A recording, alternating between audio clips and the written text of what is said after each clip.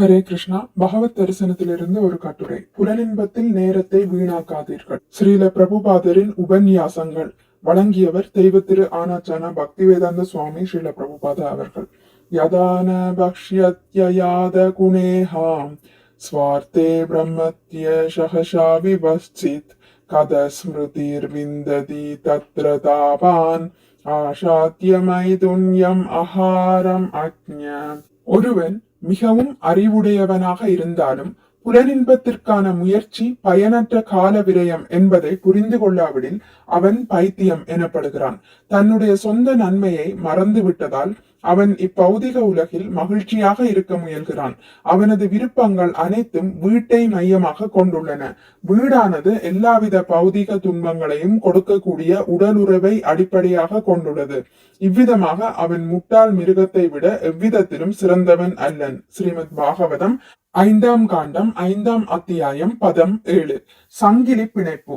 பக்தி வாழ்வின் கீழ்நிலையில் இருப்பவர் கலப்படமற்ற பக்தராக இருப்பதில்லை. அந்யாபிலாக்ஷித சூன்யம் ஞான கர்மாத்யனாவிருதம். கலப்படமற்ற பக்தராக இருக்க வேண்டுமெனில் எல்லா பௌதிக ஆசைகளிலிருந்தும் விடுபட்டிருக்க வேண்டும். மேலும் பலநோக்கு செயல்கள், கற்பனையால் பெறப்படும் அறிவு போன்றவற்றால் தீண்டப்படாதவராகவும் இருக்க வேண்டும். கீழ்நிலையில் இருப்பவர் சில நேரங்களில் பக்தியின் சிறிய சாயலுடன் தத்துவ கற்பனைகளில் ஆர்வம் காட்டலாம். இருப்பினும் அந்நிலையில் அவர் இன்னும் புலனின்பத்தில் ஆர்வம் கொண்டவராகவும் பௌதீக குணங்களால் களங்கப்பட்டவராகவும் இருக்கின்றார். மாயையின் தாக்கம் பலமாக இருப்பதால் அறிவில் முன்னேறியவர்கள் கூட தான் உண்மையில் கிருஷ்ணரின் நித்திய சேவகன் என்பதை மறந்து விடுகிறார்கள். ஆகையால் பாலுறவை மையமாக கொண்ட குடும்ப வாழ்வில் அவர் திருப்தியுடன் இருக்கின்றார். பாலுறவு வாழ்வை ஏற்றதன் மூலமாக எல்லாவிதமான பௌதிக துன்பத்தின் வலியையும் ஏற்றுக்கொள்ள அவர் சம்மதிக்கின்றார். அறியாமையின் காரணத்தால் பௌதிக சட்டங்கள் என்னும் சங்கிலிகளால் இவ்வாறு அவர் பிணைக்கப்பட்டுள்ளார். காமமும் பிரேமையும் இச்சங்கிலிகளை உடைப்பதே நம்முடைய உண்மையான சுயநலமாகும், ஸ்வார்த்த. ஆனால் இதை புரிந்து கொள்வதற்கு ஒருவர் விபஷ்சித், அதாவது கற்றவராக இருக்க வேண்டும். பலநோக்கு செயல்களில் ஈடுபடுபவர், மனக்கற்பனையில் ஈடுபடுபவர், யோகி அல்லது பக்தன் என யாராக இருந்தாலும் ஒவ்வொருவரும் தனது சொந்த நன்மை என்று எதை நினைக்கின்றார்களோ அதற்காகவே வேலை செய்கிறார்கள். ஆனால் பக்தர்களை பொறுத்தவரையில் இதில் சற்று வித்தியாசம் இருக்கின்றது. அவர்கள் உயர்ந்த நன்மைக்காக வேலை செய்கிறார்கள். மற்றவர்களோ தனிப்பட்ட நன்மைக்காக வேலை செய்கிறார்கள். தன்னுடைய நன்மைக்காக வேலை செய்வதற்கும் உயர்ந்த நன்மைக்காக வேலை செய்வதற்கும் உள்ள வேறுபாடு காமத்திற்கும் பிரேமைக்கும், அதாவது அன்பிற்கும் உள்ள வேறுபாடாகும். சைதன்ய சரிதாமிருதத்தில் கிருஷ்ணதாச கவிராஜ கோஸ்வாமி இந்த வேறுபாட்டினை தெளிவாக விளக்கியுள்ளார். ஆத்மேந்திரிய பிரீதி வாஞ்சா தாரே பலிகாம கிருஷ்ணேந்திரிய பிரீதி இச்சா தரே பிரேம நாம. தன்னுடைய சொந்த புலனின்பத்திற்காக ஆசைப்படும் போது அது காமம் என்றும், கிருஷ்ணருடைய புலன்களை திருப்தி செய்ய விரும்பும் போது அது பிரேமை, அன்பு என்றும் அறியப்படுகிறது. சைதன்ய சரிதாமிருதம் ஆதிலீலை 4.165. காமத்திற்கும் அன்பிற்கும் இடையிலான வேறுபாடு பகவத்கீதையில் காட்டப்பட்டுள்ளது.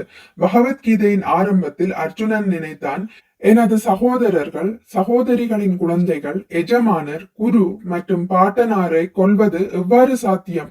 இது என்னால் இயலாது. நான் சண்டையிட மாட்டேன். தனது குடும்பம், ஆசிரியர் போன்றவர்களின் நன்மைக்கான அர்ஜுனனின் கணக்குகள் எல்லாம் அவனது சொந்த புலனின்பத்திற்காகவே.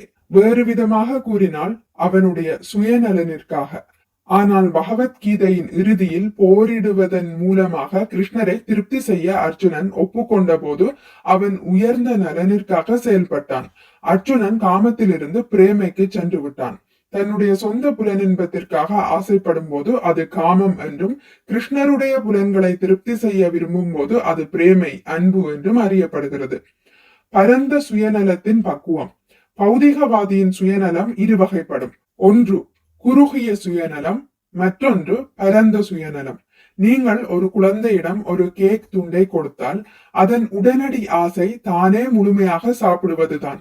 ஆனால் அவன் சற்று தாராள மனம் கொண்டவனாக இருந்தால் தனது நண்பனுக்கும் கொஞ்சம் கொடுப்பான். அக்குழந்தை சாப்பிடும் போது, நீ கேக் சாப்பிடுகிறாயா, எனக்கும் கொஞ்சம் கொடு என்று அவனுடைய நண்பன் சொல்வான். அப்போது சரி, நீயும் எடுத்துக் கொள்ளலாம் என்று அக்குழந்தை பதிலளிக்கும். முதலில் குறுகிய சுயநலனை காண்பித்த அக்குழந்தை பின்னர் பரந்த விரிவடைந்த சுயநலனை காண்பித்தது. பெரிய அரசியல் தலைவரை மற்றோர் உதாரணமாக கொள்ளலாம். அவரது முதல் விருப்பம் தன்னுடைய நன்மையும் தனது குடும்பத்தினரின் நன்மையுமே. தற்காப்பு இயற்கையின் முதல் சட்டமாயிட்டே. இருப்பினும் அவர் தனது ஜாதியினர், இனத்தினர் அல்லது நாட்டினருக்காகவும் உழைக்கின்றார். ஆனால் இத்தகைய பரந்த சுயநலத்தால் ஒருபோதும் பக்குவமடைய முடியாது. ஏனென்றால் ஒரு ஜாதியினருக்கும் மற்றொரு ஜாதியினருக்கும், ஒரு சமூகத்தினருக்கும் மற்றொரு சமூகத்தினருக்கும், ஒரு நாட்டினருக்கும் மற்றொரு நாட்டினருக்கும் என எப்பொழுதும் ஏதாவது சண்டை இருந்து கொண்டே இருக்கும். அந்த பரந்த சுயநலம் விஷ்ணுவை எட்டும் பொழுது மட்டுமே பக்குவமடைகிறது. அப்பொழுது அது நேர்மையான சுயநலம் அல்லது உயர்ந்த சுயநலம் எனப்படுகிறது. பக்குவமற்ற பெயரளவு தொண்டுகள். துரதிருஷ்டவசமாக முழுமுதற் கடவுளான விஷ்ணு அல்லது கிருஷ்ணருக்கு சேவை செய்வதே தங்களின் இறுதியான நன்மை என்பதை பற்றிய எந்த ஒரு எண்ணமும் இன்றைய மக்களிடம் இல்லை.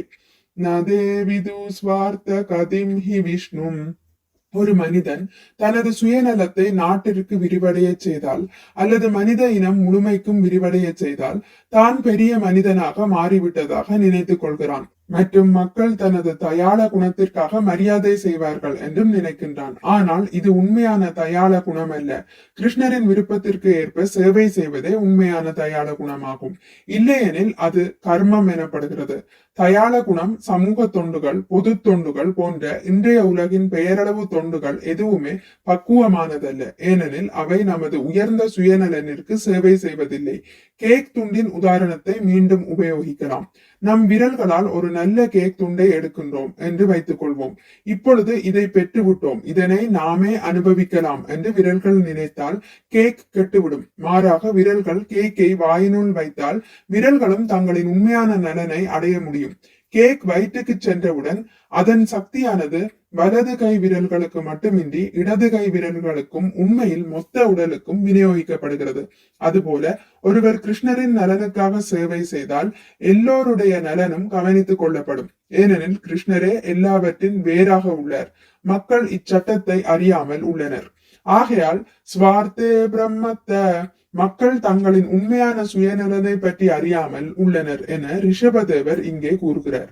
உலகில் உள்ள ஒவ்வொருவரும் தனிப்பட்ட அளவில், சமூக அளவில், தேசிய அளவில் என தங்களின் சுயநலனிற்கு சேவை செய்ய முயற்சி செய்கிறார்கள். ஆனால் தங்களின் உண்மையான சுயநலன் கிருஷ்ணருக்கு சேவை செய்வதில் உள்ளது என்பதை அவர்கள் அறிவதில்லை. விரல்கள் கேக்கை வாயினுள் வைத்தால் எவ்வாறு மொத்த சக்தியானது உடலுக்கும் விநியோகிக்கப்படுகிறதோ அதுபோல ஒருவர் கிருஷ்ணரின் நலனுக்காக சேவை செய்தால் எல்லோருடைய நலனும் கவனித்துக் கொள்ளப்படும். குழந்தை பருவத்திலிருந்தே பக்தி தொண்டின் செயல்களில் மனித உடலை உபயோகிக்க வேண்டும். அதுவே மனித பிறவியின் பக்குவமாகும்.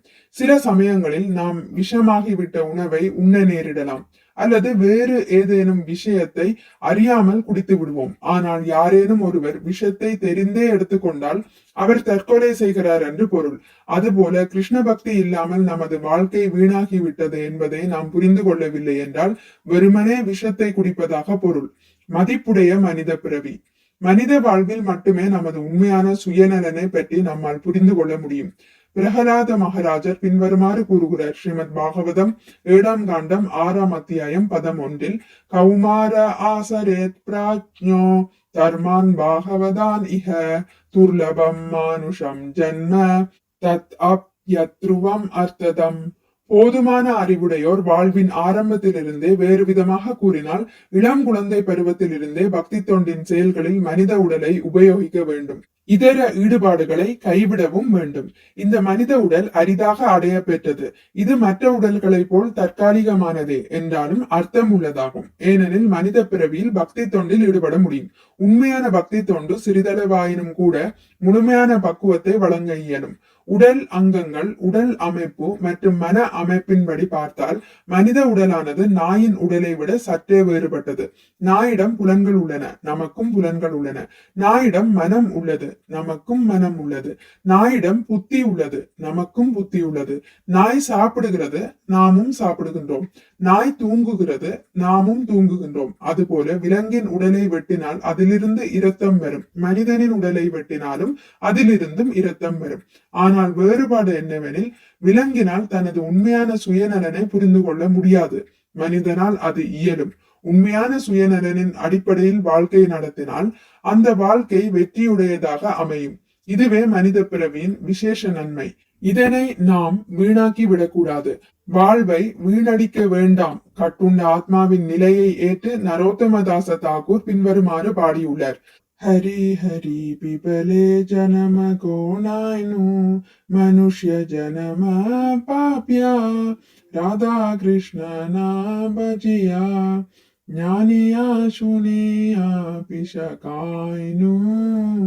பகவான் கிருஷ்ணரே, நான் எனது வாழ்க்கையை வீணடித்து விட்டேன்.